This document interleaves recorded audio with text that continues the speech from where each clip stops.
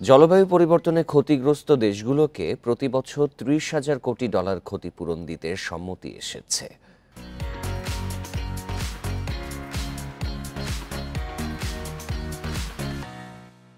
দু সালের মধ্যে দেয়া হবে এই অর্থ। শনিবার জলবায়ু সম্মেলনের বর্ধিত আলোচনা শেষে এই সম্মতিতে পৌঁছায় আলোচকরা। এছাড়াও কার্বন নিঃসরণ কমানো সংক্রান্ত একটি চুক্তিতেও আসে ঐকমত্য। চুক্তিতে কার্বন নিঃসরণ কমানোর লক্ষ্যে একটি বৈশ্বিক বাজার তৈরিতে সমঝোতা হয়। ওই বাজারে কার্বন ক্রেডিট কেনা বেচা করতে পারবে দেশগুলো। চুক্তি অনুযায়ী বৃক্ষরোপণ এবং বায়ু বিদ্যুৎ উৎপাদনের মতো নানা প্রকল্প হাতে নেবে দরিদ্র দেশগুলো। এভাবে প্রতি ১ টন কার্বন ডাই অক্সাইড বা গ্রিন হাউস গ্যাস নিঃসরণ কমানোর বিনিময়ে একটি কার্বন ক্রেডিট পাবে তারা। প্রায় ১ দশক ধরে কার্বন ক্রেডিটের বাজার গড়ে তোলা নিয়ে আলোচনা চলছিল।